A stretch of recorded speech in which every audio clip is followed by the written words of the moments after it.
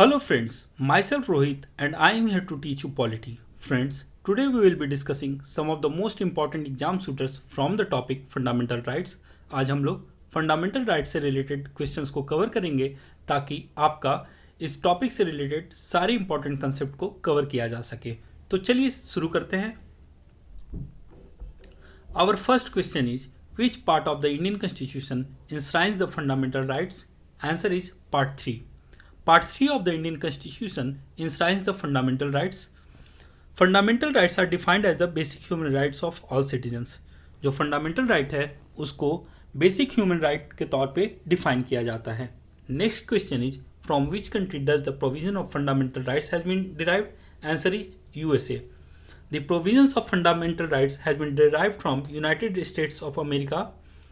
जो fundamental right का provision है वह यूएसए के बिल ऑफ राइट्स से लिया गया था, जो बिल ऑफ राइट्स को यूएसए में 1791 में रेटिफाई किया गया था। Next question is, which part of the Indian constitution is called Magna Carta of India? Answer is part 3. See, Magna Carta was the charter of rights issued by King John of England in 1215. It was the first written document on fundamental rights of the citizen. अब देखो, जो Magna carta है वह आपका 1215 में king John of England ने सबसे पहले इशू किया था. वह एक चार्टर ऑफ राइट्स था जिसमें कि फंडामेंटल राइट्स को लिखा गया था. चूंकि हमारा पार्ट 3 जो इंडियन कॉन्स्टिट्यूशन का है उसमें भी फंडामेंटल राइट मेंशन है, इसलिए हम लोग इसको भारतीय संविधान का मैग्ना कार्टा कहते हैं. Next question is, what is the number of fundamental rights as provided by the constitution of India? Answer is 6. Originally, Constitution had provided for 7 fundamental rights. However, later right to property was deleted from the list of fundamental rights. अभी वर्तमान में total 6 fundamental rights हैं, जिसमें कि right to equality, right to freedom, right against exploitation, right to freedom of religion, cultural and educational rights and right to constitutional remedies आते हैं. Next question is, which fundamental rights has been deleted from the list of fundamental rights? Answer is right to property. Right to property was deleted from the list of fundamental rights through 44th constitutional amendment in 1978. इस right to property को 44th constitutional amendment के through 1978 में list of fundamental right से हटा लिया गया था. बाद में इसको आर्टिकल 300A के तौर पे कॉन्स्टिट्यूशन में जोड़ दिया गया. अब जो है राइट टू प्रॉपर्टी सिर्फ लीगल राइट है, फंडामेंटल राइट नहीं है. Next question is, who is the guardian of fundamental rights? Answer is judiciary. Judiciary is the guardian of fundamental rights. ऐसा क्यों कह रहे हैं? क्योंकि जब भी कोई डिस्प्यूट होता है कि किसी भी पर्सन का फंडामेंटल राइट वायलेट हो रहा है या नहीं हो रहा है, इस चीज़ को कोर्ट डिसाइड करती है. यानी कि court has the power to act in order. अभी वर्तमान में जो आपका सुप्रीम कोर्ट है, हाईएस्ट कोर्ट ऑफ अपील है, और हम लोग कह सकते हैं कि गार्डियन ऑफ फंडामेंटल राइट्स भी है. Next question is, when did the demand for fundamental right first come up? Answer is 1895. The first demand for the fundamental rights came up in the form of constitution of India bill 1895. Constitution of India bill 1895 को बाल गंगाधर तिलक के guidance में लाया गया था. इस bill को हम लोग स्वराज बिल 1895 भी कहते हैं. यह जो है आपका freedom of speech, right to privacy, right to of franchise, इन सब को डिमांड करता था. Next question is, which committee report of 1945 best supported the idea of inclusion of fundamental rights in our constitution? Answer is Sapru committee report. The Sapru committee report was published in 1945. This committee had recommended that the fundamental rights must be included in the Constitution of India. The committee divided fundamental rights into 2 parts, that is justifiable rights and non-justifiable rights. Justifiable rights वैसे rights हैं जो कि judiciary के judicial review के under में आ सकते थे. Next question is, which article of Indian constitution define the state? Answer is article 12. Article 12 defines the state.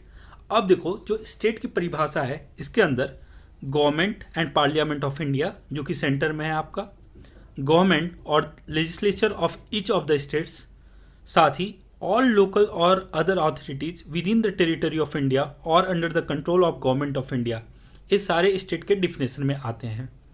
आगे बढ़ते हैं.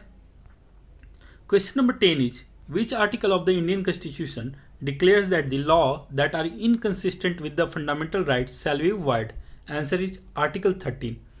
Article 13 declares that the law that are inconsistent with the fundamental rights shall be void. अब देखो यह करने का मतलब क्या हो रहा है, यहाँ पे यह करने का मतलब है कि article 13 not only asserts the supremacy of Indian Constitution but also makes a way for judicial review. यह कह रहा है कि अगर फंडामेंटल राइट के अकॉर्डिंग अगर कोई लॉ नहीं है तो वह वॉइड होगा. इसका मतलब यह है कि इंडियन कॉन्स्टिट्यूशन यहाँ पे सुप्रीम है, साथ ही कोई भी ऐसा लॉ जो कि इनकंसिस्टेंट विथ फंडामेंटल राइट है वह जुडिशियल रिव्यू के लिए ओपन है. Now next question is which article of the Indian constitution deals with the right to equality? Answer is article 14 to 18. The right to equality includes equality before the law, the prohibition of discrimination on the grounds of religion, race, caste, gender or place of birth. साथ ही यह equality of opportunity in matters of employment and abolition of untouchability and abolition of titles को भी declare करता है. जो article 14 से 18 तक हैं इसमें आपका इक्वलिटी बिफोर द लॉ और जो भी आपका equality of opportunity in matters of employment इनको डिक्लेयर करता है. यानी कि जो इक्वलिटी की बात करी गई है वो आर्टिकल 14 से 18 के बीच में की गई है. Now next question is which article of the Indian constitution prohibit the discrimination on ground of religion, race, caste, sex और place of birth? Answer is article 15. Article 15 of the Constitution states that no citizens of India shall be discriminated on the basis of religion, race, caste, sex or place of birth. इसका मतलब है every person shall have equal access to public places like public parks, museum, wells, bathing arts, etc. अब देखो यहाँ article 15 के अंदर में बोल रहा है कि स्टेट या फिर कोई भी आपका डिस्क्रिमिनेशन नहीं होगा, लेकिन यहाँ पे क्या हो रहा है, गवर्नमेंट क्या करेगी, पॉजिटिव डिस्क्रिमिनेशन कर सकती है. यानी कि स्टेट्स में make any special provision for the women and children. Special provisions में also be made for the advancement of any socially और एजुकेशनली बैकवर्ड क्लास और स्केड्यूल्ड क्लास कास्ट और स्केड्यूल्ड ट्राइब्स. आगे बढ़ते हैं. Next question is which article of the Indian constitution provides for the equal opportunity in terms of employment? Answer is article 16. Article 16 of the Constitution lays down that the states cannot discriminate against citizens in the matter of employment. यानी कि हर किसी को बराबर का जो भी है भागीदार माना जाएगा, सबको बराबर की अपॉर्चुनिटी मिलेगी. Next question is which article of the constitution of India abolishes the untouchability? Answer is article 17. Article 70 of the Constitution abolishes the practice of untouchability. This practice of untouchability is an offense and anyone doing so is punishable by law. जो छुआछूत का practice है उसको abolish कर दिया गया है article 70 के थ्रू. और आर्टिकल 17 के थ्रू जब इसको एबॉलिश किया गया है तो अगर कोई इस तरह का प्रैक्टिस करता मिलता है, अगर अनटचेबिलिटी यानी छुआछूत की प्रैक्टिस कहीं कोई कर रहा है तो वह जो है ऑफेंस कंसीडर किया जाएगा, साथ ही लॉ के अकॉर्डिंग उसको पनिश भी किया जा सकता है. Now next question is which article of the Indian constitution provide for the abolition of all titles except military and academic? Answer article 18. Article 18 है, उसमें कहता है क्या कि जो स्टेट है, state shall not confer any titles except those which are academic और military titles. यानी कि स्टेट आपका किसी तरह का टाइटल नहीं देने जा रहा है. जैसे कि आपको याद होगा जब ब्रिटिश गवर्नमेंट थी तब वह कुछ टाइटल दिया करती थी, जैसे कि राय बहादुर, खान बहादुर. तो यह सब जो टाइटल्स थे अब स्टेट यानी कि जो गवर्नमेंट है वह अपने सिटीजन्स को नहीं दे पाएगी. साथ ही इस आर्टिकल में यह भी मेंशन्ड है कि जो सिटीजन्स ऑफ इंडिया हैं वे किसी अन्य फॉरेन कंट्री से, किसी दूसरे स्टेट से किसी तरह का टाइटल भी नहीं ले पाएंगे. एक बात यहाँ पे ध्यान रखिएगा, जो मिलिट्री है या फिर एकेडमिक टाइटल्स हैं वह इन सब से एग्जेम्प्टेड है. यानी कि अगर कोई डॉक्टर है या फिर जो इंजीनियर है, इन सबको जो टाइटल मिलती है वह इन सब से एग्जेम्प्टेड है. Next question is how many kinds of freedoms have been provided by Indian constitution under article 19? Answer is 6. Article 19 provides for 6 kind of freedoms.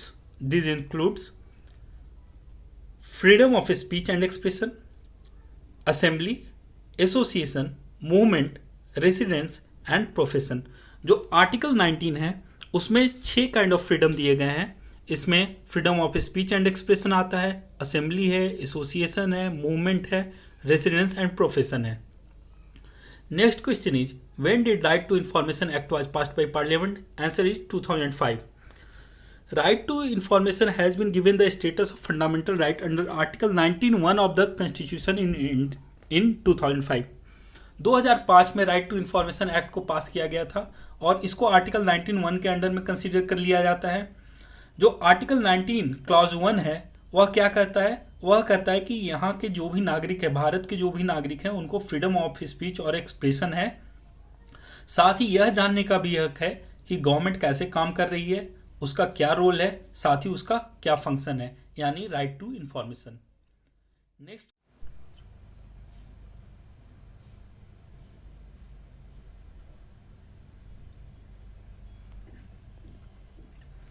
Question number 18 is which article of the Indian constitution provides for protection against double jeopardy? Answer is article 20. Article 20 deals with the protection of citizens in respect of convictions for offences. अगर कोई किसी citizen ने किसी तरह का offence किया है और उसको कन्विक्शन मतलब यानी कन्विक्ट किया जा चुका है, तो उसके भी राइट को प्रोटेक्ट करने के लिए कुछ प्रोविजन दिए गए हैं आर्टिकल 20 में। वे हैं आपके retrospective criminal legislation, double jeopardy और प्रोहिबिशन अगेंस्ट सेल्फ इनक्रिमिनेशन। अब देखो, रेट्रोस्पेक्टिव क्रिमिनल लेजिस्लेशन कहने का क्या मतलब है? यहाँ पे यह मतलब है कि अगर किसी व्यक्ति ने कोई क्राइम 5 साल या 6 साल पहले किया है तो ऐसा नहीं होगा उसको आज कोई नया नियम बनाकर उसको पुराने क्राइम के लिए सजा दी जा सकेगी। दूसरा है डबल जियोपार्डी। डबल जियोपार्डी का मतलब होता है a person can not be convicted for the same offence more than once. एक बार से ज़्यादा किसी भी व्यक्ति को एक ही क्राइम के लिए सजा नहीं मिलेगी। साथ ही प्रोहिबिशन अगेंस्ट सेल्फ इनक्रिमिनेशन, इसमें क्या होता है? इसमें उस बंदे को कोई भी पर्सन जो है उसको अपने ही अगेंस्ट में विटनेस नहीं बनाया जाएगा। आगे बढ़ते हैं। Question number 19 is right to life and personal liberty has been guaranteed under which article of the Indian constitution? Answer is article 21. Article 21 states that no person shall be deprived of his life and personal liberty by the state except as per the procedure established by law। यानी कि किसी भी व्यक्ति को उसके life और उसके personal liberty से डिप्राइव नहीं किया जा सकता है स्टेट के द्वारा, एक्सेप्ट जो भी लॉ के अकॉर्डिंग प्रोसीजर एस्टैब्लिश्ड है। साथ ही आपको यह बात बतला दूं, this is the most important right in one sense because without this right to life all other fundamental rights would be meaningless. यानी कि यह जो राइट है आपका, right to life and personal liberty है, इसके बिना बाकी जितने भी फंडामेंटल राइट दिए गए हैं कॉन्स्टिट्यूशन में वे मीनिंगलेस होंगे। Next question is by which amendment act of constitution right to education was provided as fundamental right? Answer is 86th constitutional amendment act. The 86th Constitutional Amendment Act was done in 2002. It inserted Article 21A in the Indian Constitution. अब Article 21A क्या कहता है? It states that the state shall provide free and compulsory education to all children of 6 to 14 years in such a manner as the state may by law determine।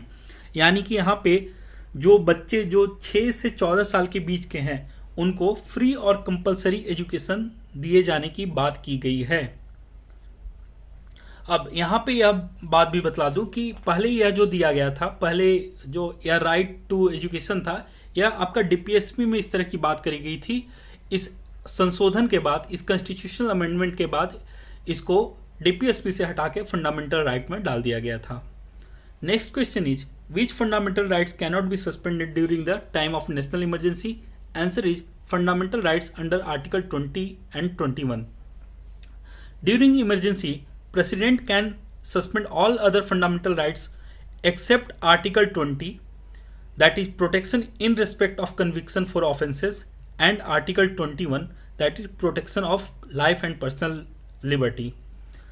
अब देखो, हालांकि जो बाकी के भी प्रोविजन है जिनको फंडामेंटल राइट्स जिसमें सस्पेंड किए जा रहे हैं, इसके लिए आपको पार्लियामेंट्री अप्रूवल भी चाहिए होती है। आगे बढ़ते हैं। Question number 22 is Which article of the Indian Constitution provides for protection against arrest and detention in certain cases? Answer is Article 22. अब Article 22 deals with the protection against arrest and detention in certain cases. The idea behind this right is to prevent arbitrary arrest and detention. अब देखो Article 22 में कुछ provision दिए गए हैं जिसके through आपको किसी भी व्यक्ति को के राइट को प्रोटेक्ट किया गया है. अगर किसी को अरेस्ट किया जा रहा है या डिटेंशन किया जा रहा है तो उसके अगेंस्ट में कुछ प्रोविजन दिए गए हैं, या आपका जो आर्बिट्ररी अरेस्ट या डिटेंशन है उसको रोकने के लिए दिया गया है. Next question is human trafficking is prohibited under which article of the Indian constitution? Answer is article 23. Article 23 prohibits traffic in human beings and force labour. अब देखो जो ह्यूमन ट्रैफिकिंग है उसको आर्टिकल 23 इलीगल मानता है. साथ ही आर्टिकल 23 जो कह रहा है जो बॉन्डेड लेबर है, आपके जो बेगर है या फोर्स लेबर है, उसको भी यह प्रोहिबिट किया हुआ है. Question number 24 is which provision of the fundamental rights is directly link to the exploitation of children? Answer is article 24. Article 24 is directly linked to the exploitation of children. This article forbids the employment of children below the age of 14 in any hazardous industry or factories or mines without exception. यानी कि यह जो है fundamental right है जो article 24 के through यह ऐसे किसी भी एम्प्लॉयमेंट को प्रोहिबिट करता है जिसमें कि कोई भी चिल्ड्रन, कोई भी बच्चा जो कि 14 साल से कम आयु का है वह आपका किसी भी हजार्डस इंडस्ट्री में काम नहीं करेगा या किसी भी उस तरह के फैक्ट्री में या माइंस में काम नहीं करेगा. यहाँ पे आपका जो एम्प्लॉयमेंट है बच्चों का वह जो है जो नॉन हजार्डस वर्क है उसमें अलाउ किया जा सकता है. Next question is which article of the Indian constitution contains the right to religious freedom? Answer is article 25 to 28. अब देखो article 25 to 28 indicates the secular nature of Indian polity. आपको मालूम होगा कि प्रियम्बल में सेकुलर वर्ड है but इस वर्ड को बाद में जोड़ा गया था. शुरू में क्या था आपका जो आर्टिकल 25 से 28 है यह आपको एक तरह से जो हमारे कॉन्स्टिट्यूशन हमारे संविधान का जो सेकुलर कैरेक्टर है उसको सिग्निफाई करता है. इसके अकॉर्डिंग आपका क्या कह रहा है आर्टिकल 25 से 28? It means that there is a equal respect given to all religion. यानी हमारा जो संविधान है सारे धर्मों को बराबर ही मानता है. Next question is which article of the Indian constitution guarantees the freedom of conscience, the freedom to profess, practice and propagate religions to all citizens? Answer is article 25. Article 25 जो कह रहा है वह गारंटी कर रहा है आपका freedom of conscience, freedom to profess, practice and propagate religion in all citizens. लेकिन यहाँ पे देखो यहाँ पे एक क्लॉज भी है. वह क्या कहता है? This freedoms are subject to public order, health and morality. यानी कि ऐसा नहीं होना चाहिए कि यह जो पब्लिक ऑर्डर है उसको नुकसान पहुंचा दे, हैम्पर कर दे या लोगों के हेल्थ या मोरालिटी के अगेंस्ट जाए. साथ ही this article also gives a provision that states can also make laws that regulates and restricts activities associated with any religious practice. State जो है आपका या फ्रीडम तो दे रही है आपका किसी भी रिलीजन को प्रोपेगेट करने के लिए या प्रोफेस करने के लिए या उसके प्रैक्टिस के लिए, लेकिन उसके किसी भी रिलीजियस एक्टिविटी को या स्टेट को यह भी पावर कर रहा है, एम्पावर कर रहा है कि वह उसको रोक भी सकती है. Next question is when did the word secular was inserted in preamble? Answer is 1976. इसको हम लोगों ने डिस्कस किया कि प्रियम्बल में सबसे पहले सेकुलर वर्ड नहीं था, बाद में 1976 में आपका 42nd कॉन्स्टिट्यूशनल अमेंडमेंट के द्वारा इसको ऐड किया गया था. आगे बढ़ते हैं. Question number 28 is who cannot compel any citizen to pay taxes for promotion of religious activities? Answer is state. As per Article 27 of the Indian Constitution, no person shall be compelled to pay any taxes, the proceeds of which are specifically appropriated in payment of expenses for the promotion or maintenance of any particular religion or religious denomination. यानी कि state जो है आपका जो सरकार है वह किसी भी पर्सन को कंपेल नहीं कर सकती, इस बात को फोर्स नहीं कर सकती इस बात के लिए कि वह किसी भी रिलीजियस एक्टिविटी के लिए उससे रिलेटेड उसको प्रमोट करने के लिए tax they. Next question is in which kind of educational institution the constitution prohibits religious instruction? Answer is those educational institution that are maintained wholly on the state funds. अब देखो इसमें क्या है, जो आपका क्लॉज 1 ऑफ आर्टिकल 28 है वह prohibit करता है किसी भी तरह के रिलीजियस इंस्ट्रक्शन को ऐसे एजुकेशनल इंस्टीट्यूशन में जो कि स्टेट फंड्स यानी सरकारी जो भी उनको सहायता मिल रही है उसके ऊपर वह चल रहे हैं। अब आगे बढ़ते हैं। Question number 30 is which article of the Indian constitution has been categorised as cultural and educational rights. Answer is article 29 and 30। Cultural and educational rights provide the rights to all sections of society and it shapes their culture, script और language। जो आपका cultural and educational right है उनका M है कि किसी भी जो सोसाइटी का सेक्शन है, कोई भी सपोज करो माइनॉरिटीज है तो उनके कल्चरल स्क्रिप्ट, लैंग्वेज, उनकी जो भी आपका पार्टिकुलर जो फीचर है जिसको जो उसको अलग करती है उसको वे सेफगार्ड कर सकते हैं, उसको मतलब प्रिजर्व कर सकते हैं। यह सारे राइट्स आपको आर्टिकल 29 और आर्टिकल 30 में मिल जाएंगे। Next question is which article of the Indian constitution has provided for the protection of language, script and cultural of minorities. Answer is article 29। अब आर्टिकल 29 क्या कहता है? आर्टिकल 29 में जो कल्चरल एंड एजुकेशनल राइट्स है that protects the rights of religious, cultural and linguistic minorities by facilitating them to preserve their heritage and culture. अपने heritage और culture को वो प्रिजर्व कर सकते हैं। Next question is which article of the Indian constitution is called as charter of the educational rights. Answer is article 30। Article 30 is also called as the charter of educational rights. ऐसा क्यों कहा जा रहा है? Because this right is given to minorities to form and govern their own educational institution. यानी कि अगर कोई ऐसी ग्रुप है जो कि माइनॉरिटीज है या either they are religious minorities और लिंग्विस्टिक माइनॉरिटीज, उनके पास यह राइट है कि वे अपना एजुकेशनल इंस्टीट्यूशन को फॉर्म कर सकते हैं और उसको चला सकते हैं। Coming to the next question, देखो question number 33 is most important question. यह क्या कह रहा है question? Who had describe the right to constitutional remedies as soul of the Indian constitution. Answer is doctor B.R. Ambedkar. Article 32 जो है आपका right to constitutional remedies को इंडिकेट करता है। अब इसको क्या कहा है डॉक्टर B.R. अम्बेडकर ने? उन्होंने इसको soul of the Indian constitution कहा है। ऐसा क्यों? क्योंकि अगर मान लो किसी भी व्यक्ति का फंडामेंटल राइट वायलेट हो रहा है तो वह डायरेक्टली सुप्रीम कोर्ट को अप्रोच कर सकता है। और यह जो आर्टिकल 32 है वह बेसिक स्ट्रक्चर डॉक्ट्रिन को भी इंडिकेट कर रहा है। आपको डॉक्टर B.R. अम्बेडकर के बारे में बता दें कि डॉक्टर B.R. अम्बेडकर आपके इंडिया के पहले लॉ मिनिस्टर थे, साथ ही जो कंस्टिट्यूएंट असेंबली में आपका ड्राफ्टिंग कमेटी जो थी उसके चेयरपर्सन भी थे। Next question is where in the Indian constitution right to constitutional remedies has been incorporated. Answer is article 32। जो आर्टिकल 32 है पार्ट 3 का फंडामेंटल राइट्स का, उसमें आपका राइट टू कॉन्स्टिट्यूशनल रेमेडीज को इनकॉर्पोरेट किया गया है। अब जो आपका जो आर्टिकल 32 है उसके थ्रू क्या करता है कि कोई भी व्यक्ति जिसका फंडामेंटल राइट वायलेट हो रहा है वह सुप्रीम कोर्ट को या जुडिशियल जो भी कोर्ट है उसको अप्रोच कर सकता है। इसमें इस पावर को यूज करते हुए जुडिशियरी जो है रीट इशू कर सकती है। Next question is how many types of writs has been enlisted in article 32। Answer is 5। जो आपका रीट्स है, टाइप्स ऑफ रीट्स है, वो टोटल 5 इन नंबर से एज पर आर्टिकल 32। अब एक कौन कौन से रीट्स हैं? यह जो रीट्स हैं आपके habeas corpus, mandamus, prohibition, certiorari and quo warranto, इस सारे के सारे आपको पार्लियामेंट ने जो सुप्रीम कोर्ट है या फिर हाई कोर्ट है उनको एम्पावर किया है इशू करने के लिए। Next question is who can issue रीट्स under article 32।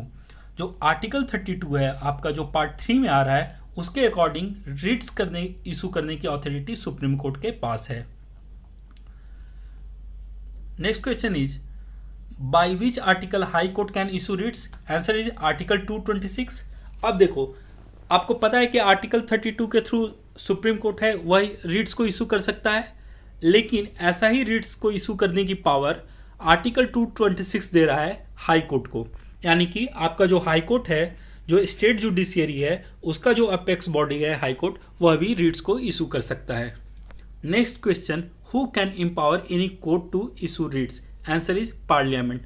Parliament जो है आपका, जो कॉन्स्टिट्यूशन है आर्टिकल 32 है, वह आपको पार्लियामेंट को एम्पावर किया है कि वह रिट्स को इशू कर सकती है, किसी भी कोर्ट को वह रिट को इशू करने के लिए कह सकती है। अब इसमें आपका as of now supreme court और हाई कोर्ट रिट्स को इशू करता है।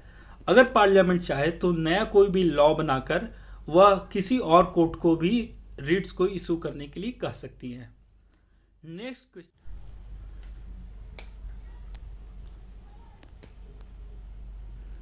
Next question is from where does the provision of writs has been borrowed? Answer is prerogative rights of England. अब जो देखो रिट्स का प्रोविजन है उसको आपका जो इंग्लैंड का प्रेरोगेटिव राइट्स है वहां से लिया गया है। अब ये जो प्रेरोगेटिव राइट्स है क्या, इसके थ्रू होता क्या है, जो क्राउन है जो कोर्ट के थ्रू एक्ट करता है और उसमें जो इंफीरियर कोर्ट्स हैं या जो पब्लिक अथॉरिटीज़ हैं उनको रिट्स इशू की जाती है। यहाँ पे एक बात और ध्यान रखना, यहाँ पे जो हीबियस कॉर्पस है उसको छोड़कर जितने भी रिट्स हैं वो सारे डिस्क्रिशनरी हैं। Question number 40 is what does the habeas corpus means? Answer is to have body of. जो आपका हैबियस कॉर्पस है वह एक रिट का टाइप है, या आपका इसका मतलब जो होता है टू हैव बॉडी ऑफ। इसमें होता क्या है, it is an order issued by court to a person who has detained another person to produce the body और लेटर बिफोर इट। यानी कि अगर कोई व्यक्ति है जो किसी को डिटेन करके रखा है अपने पास, उसको कोर्ट ऑर्डर इशू कर सकती है और बोल सकती है कि आप उस बंदे को कोर्ट में प्रोड्यूस करिए। Next question is against whom writ of habeas corpus can be issued? Answer is public as well as private individual. यानी जो स्टेट है अगर उस किसी को डिटेन करके रखा है या फिर कोई प्राइवेट इंडिविजुअल है वह डिटेन करके रखा है, तो दोनों के अगेंस्ट हेबियस कॉर्पस को इशू किया जा सकता है। Next question is what does mandamus means? Mandamus is also एक काइंड ऑफ रिट। इसका मतलब होता है वी कमांड। अब इसमें क्या होता है, it is a command issued by court to a public official asking him to perform his official duties that he has failed और रिफ्यूज टू परफॉर्म। यानी कि इसके थ्रू जो आपका कोर्ट है वह किसी पब्लिक ऑफिशियल को यह बोल रही है पर्टिकुलर ड्यूटी को आप परफॉर्म करो जिसको आप परफॉर्म नहीं कर सके हो।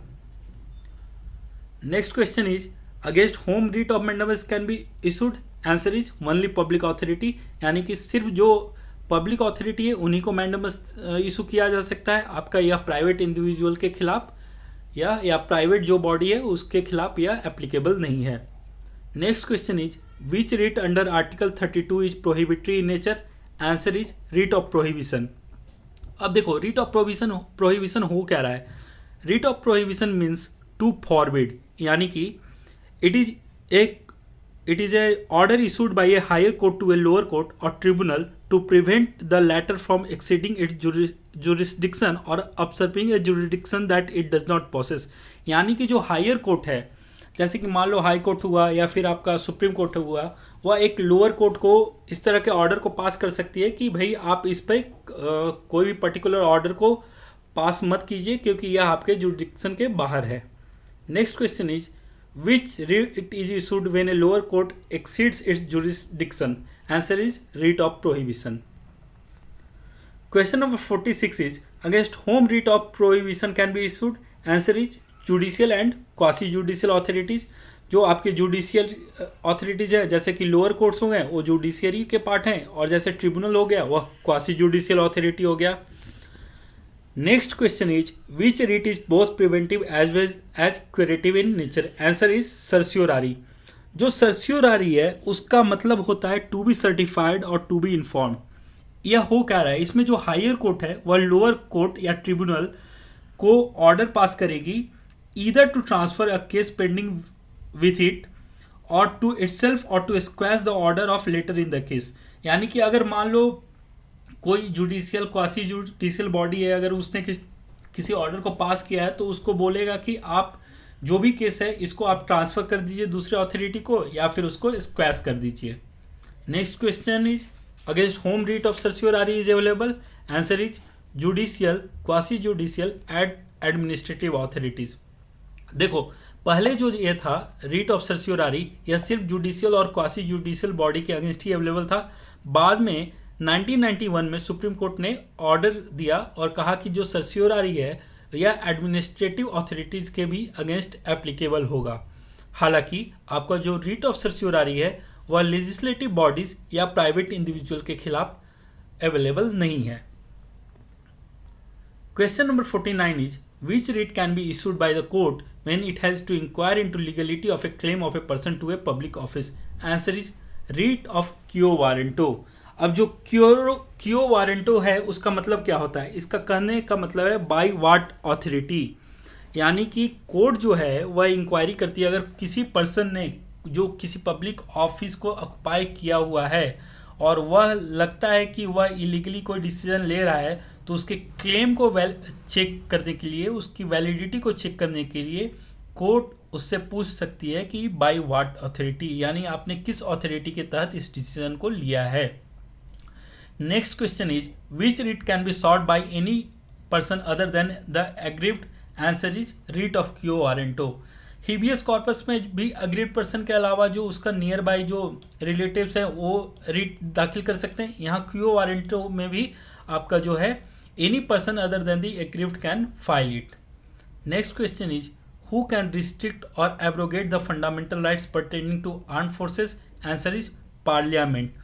जो आर्टिकल 33 है आपका, article 33 empowers the parliament to restrict or abrogate the fundamental rights of the members of armed forces, paramilitary forces, police forces, intelligence agencies and analogous forces।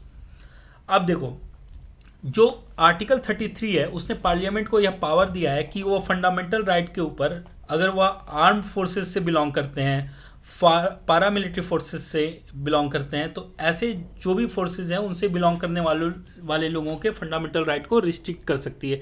ऐसा क्यों किया जा रहा है? इसलिए कि वहाँ पे डिसिप्लिन को मेंटेन किया जा सके। Next question is which article provides for the restriction on fundamental rights while martial law is in force? Answer is article 34। जब मार्शल लॉ होता है आपका तब आर्टिकल 34 कहता है कि फंडामेंटल राइट्स को रिस्ट्रिक्ट किया जा सकता है। Next question is what is the status of right to voting? Answer is legal right. जो आपका राइट टू वोटिंग है यह फंडामेंटल राइट नहीं है, हालांकि आप इसको लीगल राइट मान सकते हैं। Next question is who can suspend the fundamental rights? Answer is president. जब नेशनल इमरजेंसी की घोषणा होती है तब आपके जो प्रेसिडेंट हैं he can suspend the fundamental rights. Now moving to the next question, who decide the reasonableness of the restriction placed on fundamental rights in India? Answer is judiciary। कोई भी फंडामेंटल राइट्स पे अगर restriction लग रही है वह reasonable है या नहीं है, तो इस चीज़ को आपका जुडिशियरी डिसाइड करेगी। आगे बढ़ते हैं। Next question is who said that it is a birthright of every individual to receive at least the basic education without which he cannot fully discharge his duties as citizen? Answer is Maulana Abul Kalam Azad. Maulana Abul Kalam Azad ने कहा था कि हर व्यक्ति को यह अधिकार है कि वह बेसिक एजुकेशन को प्राप्त करे ताकि वह अपने ड्यूटीज़ को एज ए सिटीजन निभा सके। अब आपको मौलाना अबुल कलाम आज़ाद के बारे में बता दूं, ये आपके भारत के पहले एजुकेशन मिनिस्टर थे, साथ ही आपको पता होगा कि ये फ्रीडम फाइटर भी थे। Next question is right to service comes under which bill और act? Answer is right to information act. जो राइट टू सर्विस है वह आपका राइट टू इन्फॉर्मेशन एक्ट यानी RTI के अंदर आता है। जो RTI है आपका प्रोवाइड किया गया है कि उसके थ्रू किसी भी इंफॉर्मेशन को जो भी पर्सन है वह सिक्योर कर सकता है किसी भी अथॉरिटी से। राइट टू इन्फॉर्मेशन एक्ट के थ्रू जो भी उसकी क्वेरी है वह पूछ सकता है। Question number 58 is according to the national human rights commission act which who can be its chairman? Answer is only a retired chief justice of India. जो आपका NHRC एक्ट है वह कहता है कि जो भी इसके चेयरमैन होंगे वह retired chief justice of India होंगे। एज ऑफ नाउ अभी प्रेजेंट में जो आपके चेयरमैन हैं NHRC के वे HL दत्तू हैं। HL दत्तू आपके 2014 और 15 में भारत के सुप्रीम कोर्ट के चीफ जस्टिस रह चुके हैं। Next question is when did national green tribunal act was passed by parliament? Answer is 2010। 2010 में आपका एनजीटी एक्ट को पास किया गया था पार्लियामेंट के द्वारा। Question number 60 is who is the present chairman of NGT? Answer is AK Goyal. Adarsh Kumar Goyal जो हैं वे आपके रिटायर्ड जस्टिस हैं सुप्रीम कोर्ट से, वे अभी इसके चेयरमैन हैं। तो ये फंडामेंटल राइट्स और राइट्स आउटसाइड पार्ट 3 को मैंने डिस्कस किया है आज के लेक्चर में। आगे हम लोग अगले टॉपिक को देखेंगे। तब तक के लिए आप लोगों को बहुत सारी शुभकामनाएं। All the best wishes.